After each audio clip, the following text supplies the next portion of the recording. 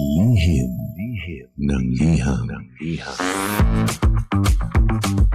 Ang pinakamakulit na girlfriend mo sa balat ng radyo. Isang magandang morning sa inyong lahat! Ako pa rin po nag-iisang girlfriend mo sa radio. My name is Lindsay. Makulit pero may puso, handang makinig sa mga kwento mo. Alam mo, feeling ko kailangan mo na siyang iwan kasi it doesn't make sense. Ang kwento sa lihim ng liham.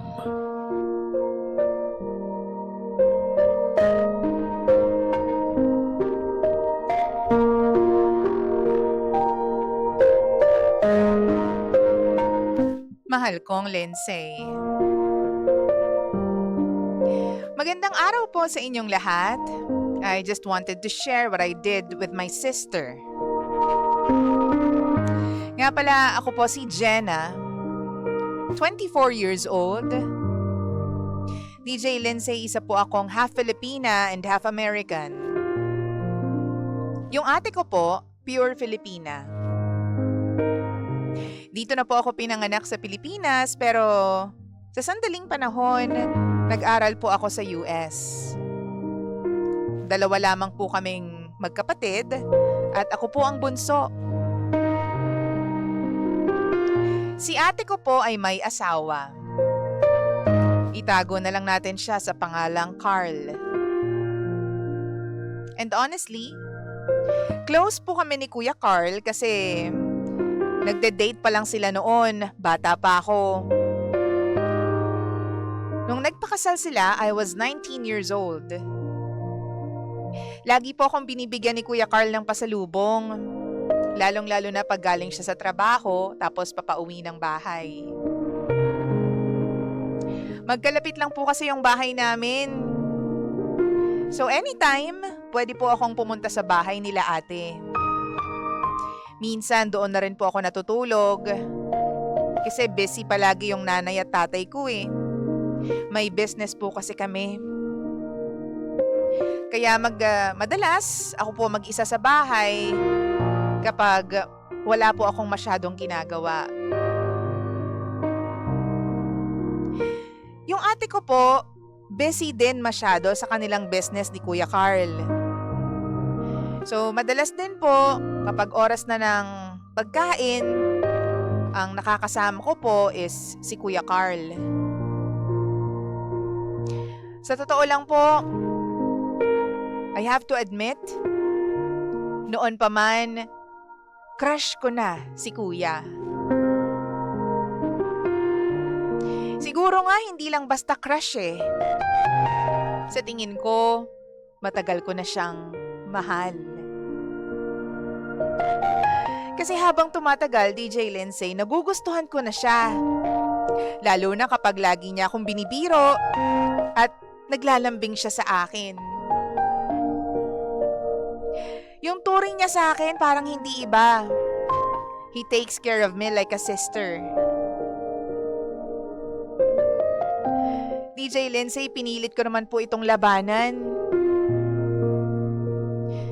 Pero wala po akong magawa eh. Hindi ko po alam kung paano aalisin ang desire ko para kay Kuya Carl.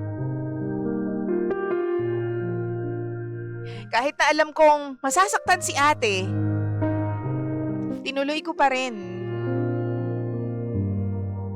Nakikipagkulitan ako sa asawa niya.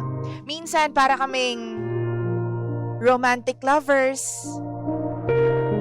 Tapos, si Kuya Carl niyayakap din ako minsan. Hindi naman ako pumapalag. Hanggang dumating po sa punto na muntik nang may mangyari sa amin ni Kuya Carl. Muntikan lang, pero hindi naman natuloy.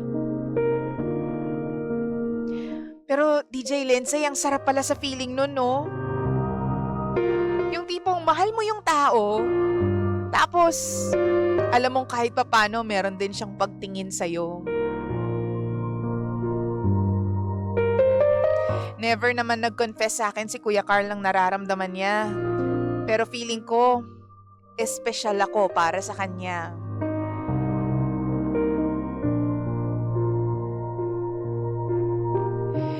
Minsan gusto ko nang umiwas, hindi pumunta sa bahay nila ate at ni kuya para hindi na ako magkasala. Pero hindi ko po mapigilan eh. Hanggang ngayon, pinagpapatuloy pa rin po namin ni Kuya Carl kung ano yung ginagawa namin. Lagi akong kinakabahan sa tuwing kakausapin ako ng ate ko, lalo na pag nakikita kong seryoso ang mukha niya. Napakabait pa naman sa akin ni ate.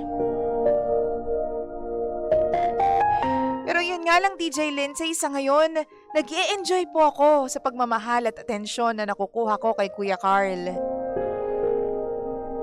Pero ang totoo, natatakot po ako na mabuking ni ate. Ano po kaya ang dapat kong gawin, DJ Lindsay? Natatakot po ako sa ginagawa namin. Pero, mahal ko na si Kuya Carl. Tulungan niyo po ako. Muli, ako si Jenna. At ito ang lihim ng aking liham.